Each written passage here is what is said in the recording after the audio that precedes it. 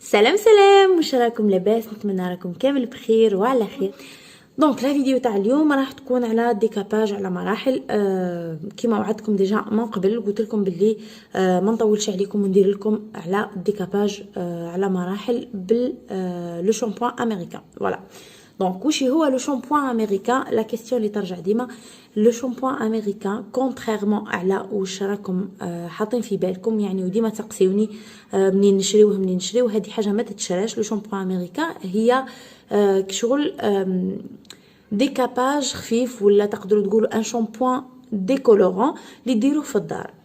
الكيل تاعو كيف ما يجي متكون من اون دوز تاع كيما نقولوا poudre décolorante avec 2 doses تاع oxydant volume 30.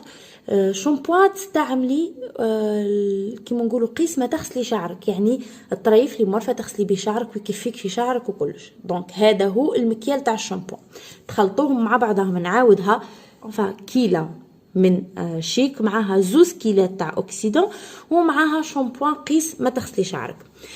تخلطوه مليح مليح مليح مليح وتخلطوا صح لا بودر مع لوكسيدون مليح، وتصبوا لا دوز الاولى تاع لوكسيدون تخلطوا صح، اي ابري تزيد تصبوا الثانيه باهي تحل لكم لا بودر تتحل مليح. باسكو شيك راهي ملاحه لكن لا بودر تاعها بسيف ما تتحل فيها الكلاكيع كيما نقولوا حنا ياسر. فوالا اي ابري هذيك الخلطه تستعملها كشامبوان عادي، يعني تغسلي بها شعرك نورمال وتستعملها على شعر مبلول.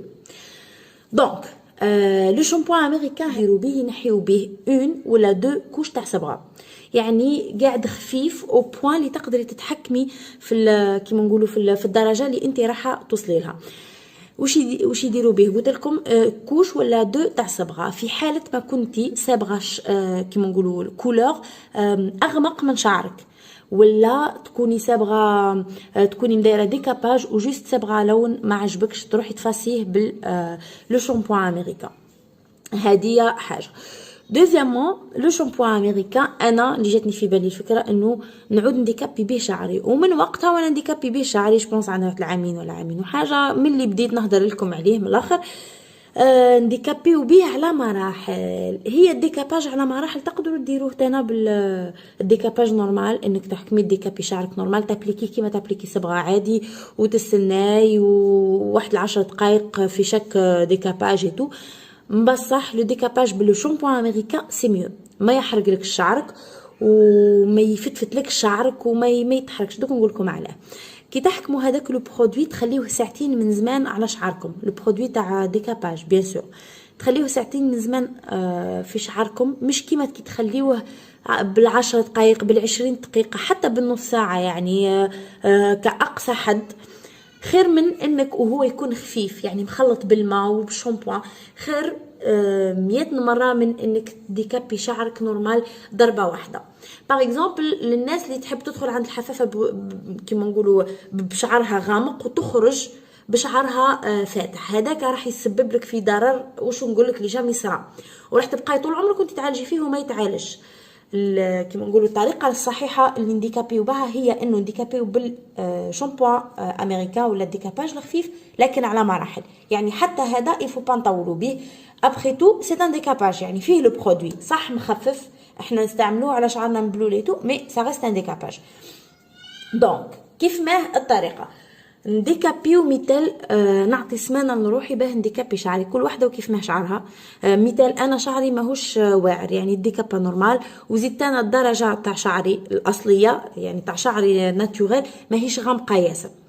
دونك نحكم نعطي لروحي سمانه نديكابي فيها شعري على مراحل. نديكابي اليوم 20 دقيقه، بعد يومين نزيد نديكابي 20 دقيقه اخرى. في اليومين هادوما انا نحكم نعمر شعري زيوت طبيعيه، نخلي هادوكا كيما نقولوا الحراشف تاع شعر اللي يتحلوا، باسكو البرودوي هذا تاع ديكاباج يحل الحراشف كاقصى حد. سي بور ساك يوصلوا شعرات اللي يتكسروا علاه، باسكو يعودوا الحراشف يتحلوا تلمو يتحلوا اللي كاينين كعبات منهم يطيروا، والشعره في كيما نقولوا في هذاك المخصو تكون ضعيفه وتتكسر دوكو. دونك احنا نستغلوا انه الحرش بتاعنا محلولين وندخلوا اكتر حاجه طبيعيه وتغذي شعرنا. مثال زيت جوز الهند يعني كمثال اللي تلقاوه في كل بلاصه. كاين ياسر زيوت طبيعيه، المهم الزيوت هذوما اللي تستعمليهم يكونوا زيوت ما فيهمش لون، ما همش غامقين، يكونوا زيوت يا اما زيوت بيضاء يا اما زيوت شفافه، ويكون فريمون اللون تاعهم شفاف يا ابيض شفاف، وحتى يميل للاصفر شفاف معليش سي با غراف، المهم يكون شفاف يعني اللي شعرك مش راح يتصبغ لك به. فوالا تحكمي اليومين هذوكا كيما قلت لكم تصبغي شعرك تعمري شعرك بهذيك الزيوت الطبيعيه. كي يوصل بعد يومين تزيدي تعاودي كيف ديكابي بلو شامبوان امريكان. ولو شامبوان امريكان كي تحكمي تابليكي او مش تابليكي كيما الصبغه، نو تابليكي كيما شامبوان نورمال، تبلي شعرك تحطي هك في يديك وتترغوني شعرك، ترغونيه وتحكيه، تشوفوا ترغوني وتحكي. هنا وعلى نستعملوا الشامبوان كيما قلت لكم باه يدي لو برودوي في شعرنا كامل. هذه الاولى كيما هكا بالطريقه هذه الديكاباج على مراحل وبديكاباج خفيف، ماناش رايحين نغريسيو الشعره تاعنا وحتى جلده الراس تاعنا، رايح يديكابا شعرنا. مش راح نقول لكم شعركم راح يقعد كيما راه نكون كدابه، لا راح يشيح وراح يشيح ياسر، تانا راح تضعف الشعره تاعو باسكو فينالمون هدايا كو سوسوا ديكاباج خفيف نستعملوه بصفه مخففه ولا بصفه كيما نقولوا قويه اللي هو ديكاباج نورمال، سا ريست ان ديكاباج. العمليه في حد ذاتها هي جريمه في حق شعرنا من الاخر. اللي ما تحبش شعرها يروح فيها ما تستعملوش برك سيتو، تخلي شعرها ناتوريل وبرك. دونك بصح راح يكون الضرر اقل بياسر، تقدروا تقولوا حتى 50% ولا اكثر. الضرر راح يكون على شعركم ناقص ياسر، انكم تعطيو لشعركم اشاك فوا ديكابيو مثال اليوم بشامبوان الخفيف، ماناش رايحين نغريسيوه ياسر اوطون كو كي نستعملوا شو اسمه الديكاباج نورمال. هذه الاولى. دوزيامون رايحين نديكابيوه غير جوست نخليوه في شعرنا، نرغونوه ونخليوه في شعرنا 20 دقيقه نص ساعه كاقصى حد، يعني مش رايحين نخليوه هذاك البرودوي ياسر يقعد يابيمي في شعرنا.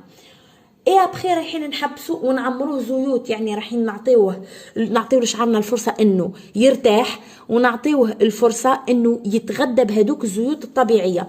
وما ديروش ني ماسك ني